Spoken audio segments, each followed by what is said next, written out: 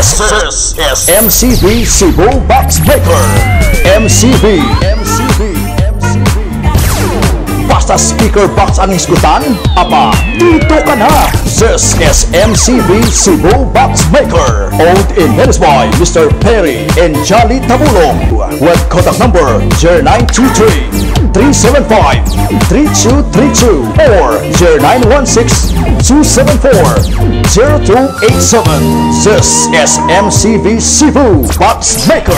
Basta speaker box ang iskutan, aba, dito ka na sa MCB Cebu Box Maker with contact number 0923-375-3232 or 0916-274-0287. O unsay lahabo ka na mula noon hanggang ngayon, maaasahan talaga. This is MCB Cebu Box Maker. MCB Cebu the best. This is MCB Cebu Box Maker the best. MCB Cebu Box Maker.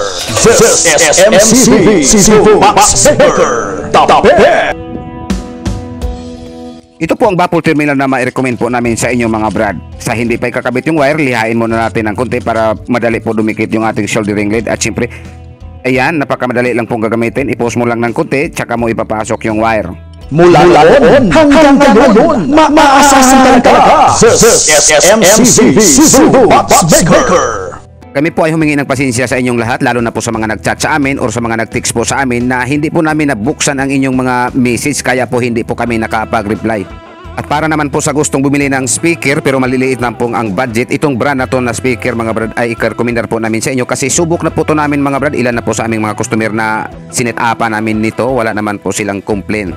So ngayon, kung meron ka ng 3,000 pang bili ng speaker mga brad at meron kang 5,000 pang bili ng dalawang speaker box, 8,000 lang ang budget mo mga brad, may dalawang MCBD12 ka na, pero substandard po ang size sa speaker box.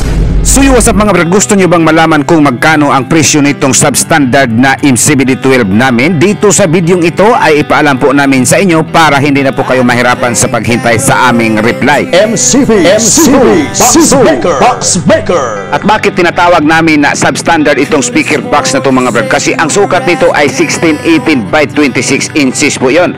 Samantalang ang standard ay nasa 16-20 by 27 inches po. MCB Cebu the best. Kung ano po ang makikita ninyo ng mga accessories sa videong ito, yan lang po ay kasama sa presyo na babanggitin natin ngayon. Mamili ka lang ng kulay sa takip kahit ano po ang gusto mo. Pareho lang po ang presyo mga brad kahit ano po ang kulay na magustuhan mo. Yan po ay nagkalaga ng 5,200 ang dalawa. Pero substandard po ang sukat. Ang sukat niyan ay 16-18 by 26 inches po. At bukod pa noon, plastic po lahat ang mga accessories. Maliban lang po sa peanut bolt sa cover at sa speaker. Ayan, nabanggit na po namin kung magkano po ang presyo nitong speaker box na to. Pero substandard po ang sukat. So what's up mga brad, ito po ang aming D12 Mid-High Turbo. Ngayon, maaasahan talaga. This is MCB Cebu Box Maker. At ito po ang wristback picture ni Mr. Ariel Igos ng Agusan del Norte. Yan po ang nagpapatunay na natanggap na niya ang aming ipinadala na D12 Mid-High Turbo. So sa iyo, Mr. Ariel Igos ng Agusan del Norte, maraming salamat sir sa inyong pagtiwala po dito sa amin. Basta speaker box ang iskutan, aba, dito ka na sa MCB Cebu Box Maker with contact number 0923-375-3232. Hindi pa nakaalam kung magkano po ang presyo sa aming D12 Mid-High Bullet. Dito sa videong ito ay babanggitin po namin kung magkano po ang presyo sa aming D12 Mid-High Bullet. Ito po ay nagkahalaga ng 6,500 po ang dalawa. So what's up mga brad, ito po ang mga speaker box na pinipick up sa aming customer kanina na taga Naga South ng Cebu. 4 boxes po, dalawang MCBD18 at saka dalawang D12 Mid-High Turbo. This is MCB Cebu Box Maker. MCB basta speaker box ang isgutan? Apa, dito ka na! This is MCB Cebu Box Maker, owned and managed by Mr. Perry and Jolly Tabulong, located at Sitio San Lucas, Barangay Piasong, Talisay City, Cebu, with contact number 0923-375-3232 or 0916-274-0287.